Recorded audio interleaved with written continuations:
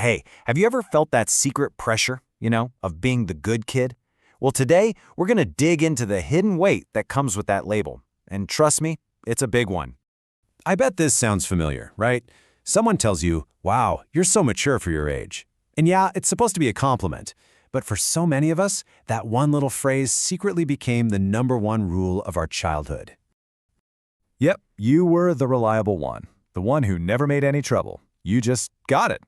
You figured out really young that it was just easier to be independent and not cause a fuss. And because of that, people started to depend on you. I mean, why wouldn't they? You always seemed to have it all handled no matter what was going on. And just like that, that became your job, your identity. Okay, so let's get into it. How does this whole good kid identity even form in the first place? And more importantly, why is it so hard to shake, even when we're all grown up? Seriously, why does this stick with us? Why does that childhood role follow us around like a shadow into our adult lives?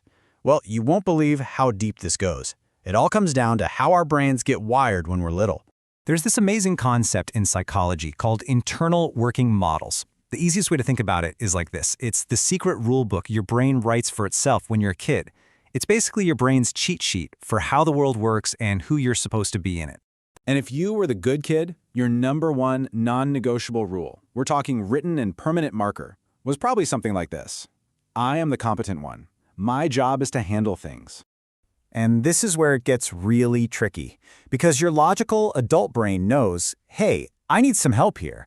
But that old rule book in your head starts flashing red lights and sounding alarms, basically screaming, whoa, hold on, that's a threat. Competent people don't ask for help. It literally feels like you're breaking your own core programming. Okay, so this whole internal battle, it doesn't just stay in your head. Oh no, it spills out into your real life and leads to some seriously exhausting situations. It's what I like to call running on fumes. And that leads to this invisible struggle. I'm sure you know what I mean. On the outside, you look amazing. You're high functioning, you're successful, you've got it all together. But on the inside, phew, it's a totally different story. You feel this insane pressure to be on 100% of the time. All day, every day, because that's the job, right? That's what the competent one does. And anything less than 100% feels like a total failure. This right here, this is the secret so many of us carry. That feeling of just secretly running on fumes. It's this deep, quiet burnout that's hiding right underneath that calm, capable person everyone else sees. And wait till you hear this, because it's a real game changer. You've actually trained everyone around you. For years, maybe your whole life, you've shown them through your actions that you've got it covered. You've taught them that you are always fine. But here's the really good news. That old rulebook, it is not set in stone. It can absolutely be rewritten. It's time to learn a new, much kinder truth.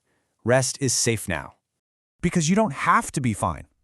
After all that time training everyone that you are, let's flip it. You don't have to be. Let me say that one more time just so it really sinks in. You do not have to be the person who is always fine. And this says it all, doesn't it? Just take a second and really let this sink in.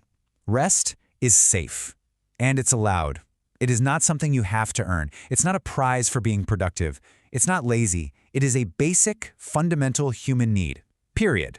So let's start writing some new rules in that rule book, okay? Here's what they sound like. Rule 1, it is not a failure to be tired. Rule 2, it is not a threat to ask for help. And Rule 3, it is perfectly, wonderfully human to need a break. So I'll leave you with a little challenge. It doesn't have to be some huge, life-altering thing. Just think about this. What's one tiny thing, one small expectation you can let go of this week?